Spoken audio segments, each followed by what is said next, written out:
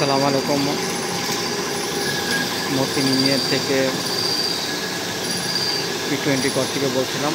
আজকে আমরা এখানে P20 লোহা কাটতেছি। এই লোহাটা হচ্ছে,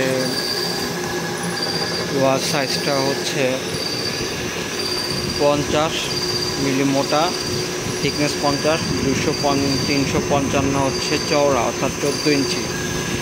এই লোহাটার ওজন ছিল হচ্ছে 329 কেজি। তো এখান থেকে 2 পিস বের করা হচ্ছে। এই হচ্ছে আমাদের কাটিং মেশিন। কাটিং মেশিনের মাধ্যমে আমরা কাটিং করে থাকি। এখানে আমাদের আরও P20 লোহা আছে। এছাড়াও আমাদের করগেশন মেশিনের আমরা তৈরি করে থাকি।